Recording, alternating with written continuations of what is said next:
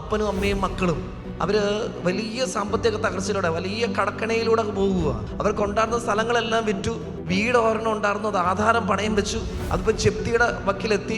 നാട്ടിൽ ഇനി ഒന്നും ചോദിച്ചു കഴിഞ്ഞാൽ ആരും തരില്ല, കാരണം തിരിച്ചു കൊടുക്കാൻ പറ്റാത്ത അവസ്ഥ എത്തി. പിന്നെ ഒറ്റ വഴിയുള്ളൂ, ഭാര്യനെയും പിള്ളേരെയും കൂട്ടി തെരുവിലേക്ക് ഇറങ്ങുക. അതിന് പറ്റാത്തത് കൊണ്ട്, അഭിമാനം അനുവദിക്കാത്തതുകൊണ്ട്, ഭയമുള്ളിൽ കയറി കൂടിയോണ്ട് ഭാര്യയും ഭർത്താവും കൂടെ തീരുമാനമെടുത്തു, വിഷം കഴിച്ചു മരിച്ചേക്കാം. എന്നിട്ട് അപ്പനും അമ്മയും മക്കളും 4 പേരും കൂടെ മരിക്കാൻ വേണ്ടി, മക്കളോട് പറഞ്ഞിട്ടില്ല മരിക്കാൻ പോകുമെന്ന്, വിഷം മേടിച്ച് അത്താഴത്തിൽ വിഷം കലർത്തി.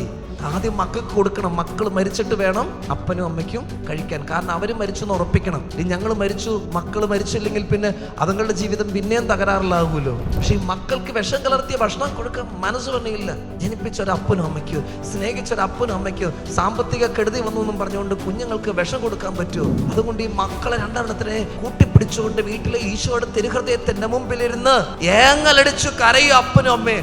മക്കൾക്ക് മനസ്സിലാകണില്ല ഈ അപ്പനും അമ്മ എന്താ ഇങ്ങനെ ഏങ്ങലടിച്ച് കരയണേന്ന്. പെൺകുട്ടി നോക്കുമ്പോ ഇതിനു മുമ്പും ഈ പെൺകുട്ടിയെ അപ്പൻ ഇങ്ങനെ കെട്ടിപ്പിടിച്ചിട്ടുണ്ടെങ്കിലും, പക്ഷെ ഇന്നത്തെ കെട്ടിപ്പിടുത്തത്തിന് എന്തോ പ്രത്യേകതയുണ്ട്. ഇതൊരു അള്ളിപ്പിടുത്തമാണ്, അവസാനത്തൊരു പിടുത്തം എന്നൊക്കെ പറയില്ലേ. എന്നിട്ട് അപ്പൻ ഏങ്ങലടിച്ചു കരയുക ഈശോയുടെ രൂപത്തിന്റെ മുന്നിലിരുന്ന്. അപ്പോഴാണ് ഈ കൊച്ച് ഈശോയുടെ തിരുഹൃദയത്തിലേക്ക് നോക്കിയിട്ട് അപ്പോഴോട് ചോദിച്ച, അപ്പ അപ്പ നമ്മുടെ ഈശോ എന്ന അപ്പ കരയണേ. അപ്പം നോക്കുമ്പോ ഈശോയിട്ട് കരയണമില്ല, ഒന്നുമില്ല. പക്ഷെ കൊച്ചു നോക്കുമ്പോ ഈശോ കരഞ്ഞുകൊണ്ടിരിക്കുക. അപ്പന് ഉത്തരവൊന്നും പറയാനില്ല, പക്ഷെ കൊച്ചതിന് ഉത്തരം പറയുക.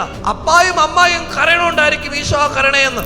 എന്തുകൊണ്ടായിരിക്കും ദൈവം കരഞ്ഞത്? ഭൗതികമായ ഒരു തകർച്ചയുടെ പേരില് ഈ പിഞ്ചു കുഞ്ഞുങ്ങളെയും കൊന്നിട്ട് ആത്മഹത്യ ചെയ്യാന്ന് തീരുമാനിക്കുന്ന ഭാര്യ ഭർത്താവിന്റെ തീരുമാനത്തെ ഓർത്ത് ദൈവം കരഞ്ഞുകൊണ്ടിരിക്കുക. അപ്പനും അമ്മയും തീരുമാനം എടുത്തു, കൊല്ലുവാണി കൊല്ലട്ടെ, തെരുവിലേക്ക് ഇറക്കുവാണി ഇറക്കട്ടെ, പക്ഷെ ഞങ്ങളായിട്ട് മരിക്കണില്ലെന്ന്.